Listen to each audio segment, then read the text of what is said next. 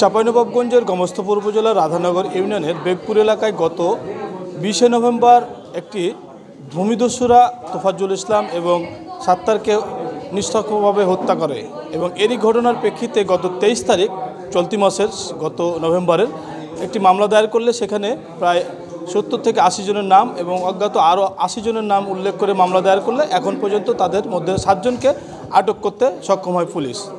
তার মধ্যে থেকে 5 জনই জামিনে মুক্তি পান। প্রধান আসামি আটক না হয় যারা আজকে সংবাদ সম্মেলন করে তাদেরকে বিভিন্নভাবে হুমকি ধামকি দিচ্ছেন এবং প্রাণনাশের হুমকিও দিয়েছেন। এরই প্রেক্ষিতে গত জানুয়ারি মাসের 4 তারিখ আবারও সাধারণ ডায়েরি করেন প্রাণনাশের হুমকির বিষয়ে। এই বিষয় নিয়ে আজকে সংবাদ সম্মেলন করেছেন হত্যাতে যারা মারা গেছেন বা যারা নিহত হয়েছেন তারই পরিবারের এক মেয়ে রাশিদা খাতুন। এটা এক কথায় বলা যায় এক ধরনের মব জাস্টিস। আমি চাই যে এই যে এভাবে যে মানুষগুলো কি মানে নিরীহ মানুষগুলো যে হত্যাকাণ্ডের শিকার হচ্ছে যারাই জড়িত থাকুক না কেন এবং এলাকার শান্তি শৃঙ্খলার সাথে এবং সব কিছু বিবেচনা করে আমি চাই যে ন্যায় বিচার নিশ্চিত হোক।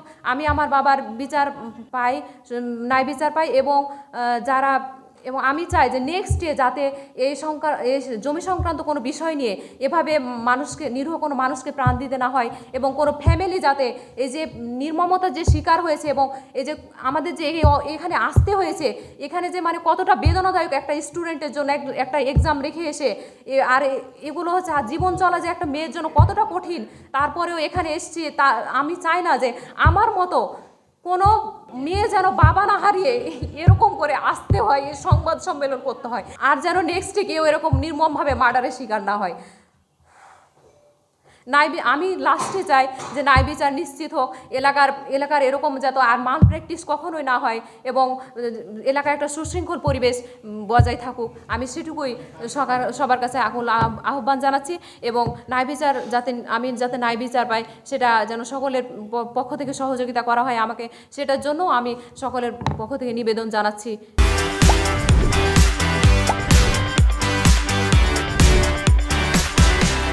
গত 22/11/2024 ইংরেজি তারিখে শুক্রবার থানাতে বসার কথা ছিল কিছু ভূমিদস্যুদের চাপে। উক্ত ভূমিদস্যুদের কিছু কাগজের দুর্বলতা রয়েছে, তাদের জালিয়াতির মাধ্যমে তাদের কাগজ পক্ষান্তরে আমাদের পেপারস সরকার বাহাদুরের এডিসি স্যার 1980-81-82 সালে বন্দোবস্ত দলিলের মাধ্যমে আমাদেরকে বিভাগীয় দাগ বন্টন করে জমি দখল সত্ত্ব বুঝ দিয়ে আমরা জমি ভোগ দখল করে প্রায় 45 বছর ধরে আছি। ওরা যেহেতু ভূমিদস্যু তাদের জালিয়াত কাগজ, যার কারণে তারা থানাতে না বসে হঠাৎ করে গত 20/11/2024 রোজ বুধবার বেলা প্রায় 1টা এমতো অবস্থায় দুপুরের সময় আমরা ভাত খাওয়ার জন্য বাড়ি যাচ্ছি। এমতো অবস্থায় রাস্তাতে আমার তাহই মরহুম আব্দুল সাত্তার এবং আমার মামা তফজুল হক ওনার সহ আমরা 10-15 জন ছিলাম। আমাদেরকে অতর্কিতভাবে রাস্তাতে বেগপুরের একটা কাঁচা রাস্তাতে ঘেরে ফেলে।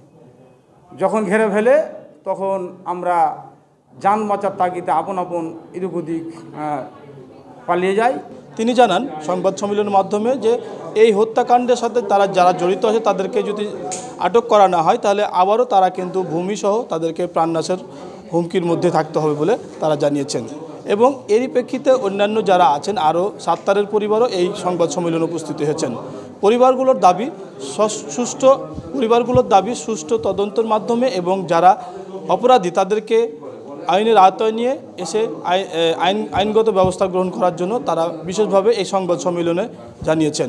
সাংবাদিকরা বিভিন্ন কোশ্চেন করার মাধ্যমে সেটা জানতে পারা যায় যে তারা শুধুমাত্র ভূমিদস্যু, কোনো রাজনৈতিক পরিচয় আছে কিনা এখন পর্যন্ত তারা জানাতে পারেননি। আমরা তাদের সাথে বিভিন্নভাবে কথা বলেছি, তারা বলেছেন যে যদি কোনো রকমে তারা ছাড়া পায় বা কোনো রকমে তারা যদি জামিনে থাকে তাহলে আবারও প্রাণনাশের হুমকি থাকবে বলে তারা নিশ্চিত করেছেন। Zahurul Islam, DBC news, Chapainawabganj.